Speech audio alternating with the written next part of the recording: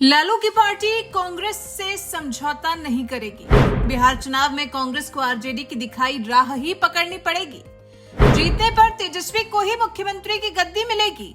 RJD ने कांग्रेस के सामने लंबी लकीर खींच दी। अब बिहार चुनाव के दौरान क्या कांग्रेस आरजेडी की भी तकरार देखने को मिलेगी? जी, बिहार चुनाव से पहले आरजेडी और कांग्रेस के बीच में जिस तरह की खींचतान देखने को मिल रही है, उससे तो यही लग रहा है कि लालू की आरजेडी कांग्रेस के सामने झुकेगी नहीं। हाँ, देश की सबसे पुरानी पार्टी होने की वजह से कांग्रेस की नाक ऊंची जरूर हो सकती है, लेकिन आरजेडी कांग्रेस के साथ कोई भी समझौता नहीं करेगी।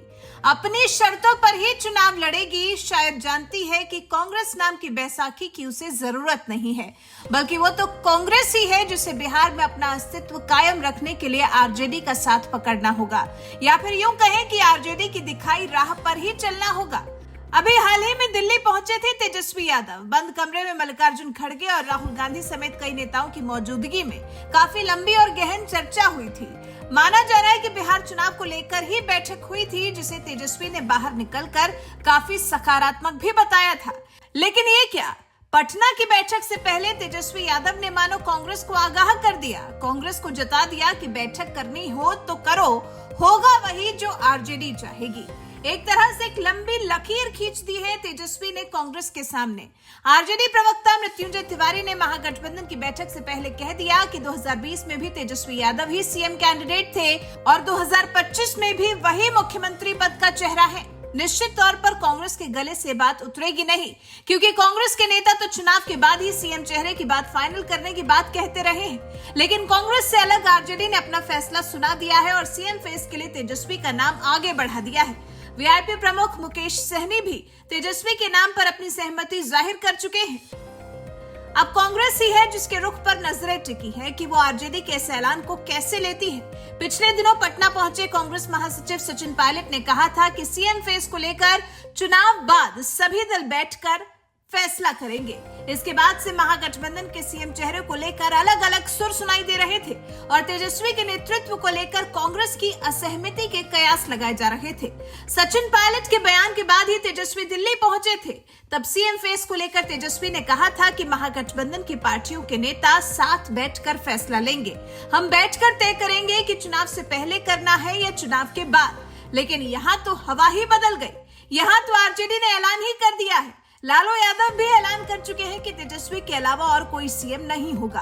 और अब जब फिर इस बात को दोहरा दिया गया है तो लगता है जैसे महागठबंधन का अटूट बंधन भी बहुत दिन तक टिका नहीं रहने वाला है, क्योंकि बात सिर्फ सीएम फेस को लेकर नहीं है। कांग्रेस को 244 सीटों में से 70 सीटें चाहिए। उप मुख्यमंत्री कांग्रेस से ही होगा, ऐसी भी बात सामने आई है, जबकि आरजेडी इन दो शर्तों के लिए भी तैयार नहीं है।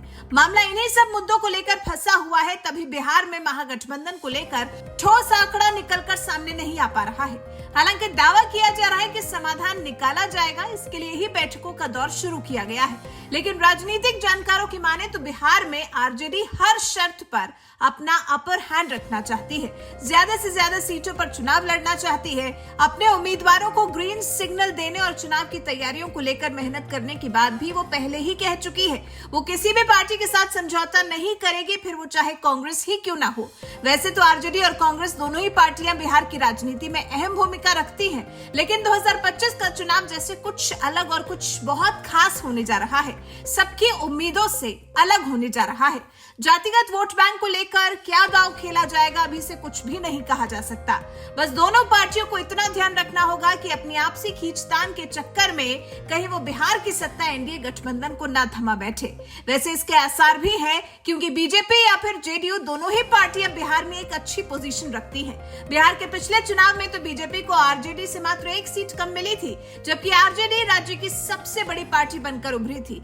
जेडीयू तीसरे नंबर पर रही थी और कांग्रेस 19 सीटों के साथ चौथे नंबर पर। फिलहाल कांग्रेस और आरजेडी के बीच में अनबन का ये दौर कैसे खत्म होगा, कैसे इन दोनों पार्टियों के बीच में बातचीत कर कोई एक निष्कर्ष निकलेगा, वो अभी बताना फिलहाल मुश्किल होगा। वैसे आपको क्या लगता है, क्या कांग्रेस और आरजेडी अपने इसी रवैये के साथ चुनाव में एक साथ एक दूसरे के लिए लड़ पाएंगी या फिर एक दूसरे के खिलाफ खड़ी नजर आएंगी?